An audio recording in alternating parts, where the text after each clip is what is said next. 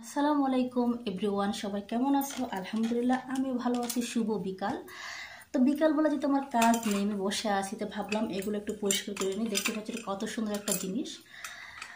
তো এগুলো হয়তো অনেকটা ধুলাবালি ময়লা ভরে গেছে, তাই আমি একটু হালকা পানি দিয়ে আর টাওয়াল দিয়ে মুছে নিচ্ছি। তো আমি আপনার সাথে একটা কথা শেয়ার করতে চাই। আমাদের দেশের একজন রেব পলাশ সাহা, কিছুদিন আগে উনি মারা গেছেন, সরকারি অফিসার। তো এইখানে সবাই শুধু বউটাকে দোষ দিচ্ছে, সব নাকি বউটা দোষ। আচ্ছা, এখানে সবগুলো দোষ কি শুধু একা বউ? না, এখানে বউর সবটা দোষ না, এখানে শাশুড়িরও সমস্যা আছে, পলাশের মায়ের। কেন বলছে জানেন? একটা মেয়ে যখন বিয়ে হয় তার অনেকটা স্বপ্ন থাকে, সে তার হাজবেন্ডের সাথে একটু কোথাও ঘুরতে যাবে, কথা বলবে, সময় কাটাবে, এটাই মেয়েদের স্বপ্ন। মেয়েরা তো বাচ্চা কাচ্চা নিলে পরে সেই স্বপ্ন সবসময় পারে না। মেয়েরা বাচ্চা কাচ্চা নেওয়ার গেছে নিজের একটা সময় কাটাতো। ওইখানে ওনার শাশুড়ি সবসময় বাধা দিত। মানে উনি উনি ওনার এই যে ছেলের সাথে ছেলের বউকে তেমনটা বেশি মিশতে পছন্দ করতেন না। ছেলে যদি কোথাও বউকে নিয়ে যেত, সেইখানে মা সবসময় সাথে যাবে। হ্যাঁ, মাকে সম্মান করা ভালো, আমরাও চাই প্রত্যেকটা সন্তান নিজের মাকে সম্মান করবে, ভালোবাসবে, কিন্তু এত মা ভক্তি হলে চলে না। ওই ছেলেটা বেশিটা মা ভক্তি ছিল। আর মা ভক্তিটা ছিল মানে হচ্ছে এইটাই যে সব কিছুর ভিতরে ওনার মাকে টানতে হবে। ও যদি বলতে চলো আমরা আজকে দুজনে মিলে একটু বাইরে ঘুরে আসি, তো বলছে মাকেও সাথে নিয়ে যেতে হবে। আচ্ছা ঠিক আছে, আপনি আপনার মাকে ভালোবাসে নিয়ে যেতেই পারেন, এটাই তো সন্তানের কর্তব্য। মা ছোটবেলা মানুষ করে কষ্ট করে, মাকে দেখা সন্তানের দায়িত্ব।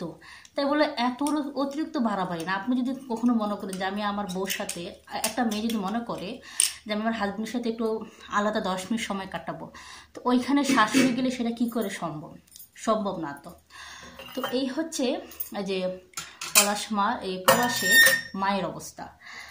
তো মেয়েটার সাথে ওনার শাশুড়ি অনেক খারাপ আচরণ করতো। এটা ওনারা যেখানে ভাড়ার থাকতো, ওনাদের ভাড়ার যে আশেপাশের যে অনেক দর্শক, অনেক মানুষ, তারাও বলছে যে শাশুড়ি তেমনটা সুবিধা ছিল না।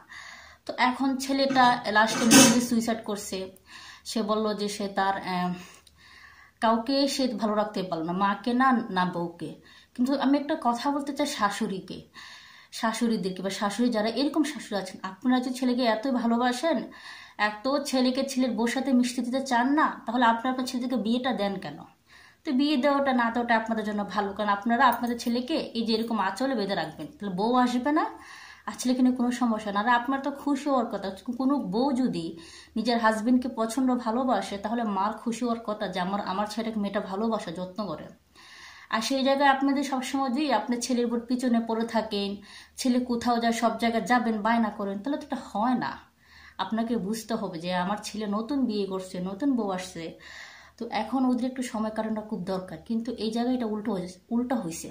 তো আমি বলবো শাশুড়ির সমস্যা আছে, আর ওই যে বউরও আছে।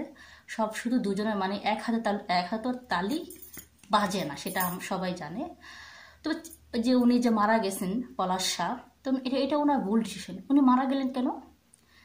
উনি চাইলে বউকে আলাদা থাকতে পারতেন, মাকে বুঝাতে পারতেন।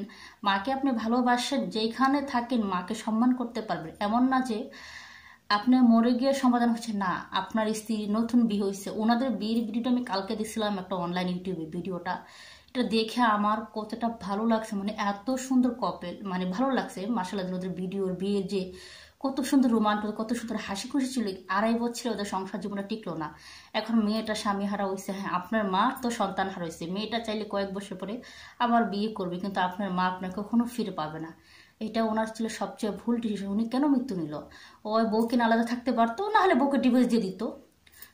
যেহেতু উনি এতটা মা ভক্ত ছিল, কিন্তু বেঁচে তো থাকতো। আর ডিভোর্সটা দিবেই কেন? হয়তো বউকে না আলাদা থাকেন, মাকে বুঝান, মায়ের মতো করে মাকে রাখেন, বউকে বউর মতো নেবেন। তাই বলে আপনি শুধু এতটা মা ভক্ত হবেন না, শুধু মা আপনাকে বলবে যে এটা করো, আপনি সেটা করবেন, তাহলে আপনাকেও বিয়ে করার দরকার নেই। পুরুষ মানুষ যারা বেশি মা ভক্তি হবে, তখন বিয়ে করার কোনো দরকার নেই। কারণ আপনি মার দিকে টানতে যেয়ে আরেকজনকে কষ্ট দিবেন কেন? আপনি দুজনকে ভালোবাসবেন। তবে যাই হোক, আমার এই ভিডিওটা আপনাদের কেমন হয়েছে বলবেন। আর দেখেন এই যে জিনিসগুলো কত সুন্দর, বলবেন তো দেখতে কেমন। এগুলা ড্রয়িং রুমে সাজিয়ে রেখে দেখছেন। এটা আরেকটা। এখানে অনেক সময় যারা মনে করেন যে সিগারেট টিকিট খায় না, তো সিগারেট ধোয়াটা আছে না, যে এখানে রাখে, তারপরে ঢাকনাতে ঢেকে দেয় যাতে কোনো দুর্গন্ধ না বের হয়। দেখতে হচ্ছে পানের ডালার মতো। আসলে খুব সুন্দর একটা জিনিস। তো ভিডিওটা কেমন হয়েছে বলবেন। ভালো থাকবেন।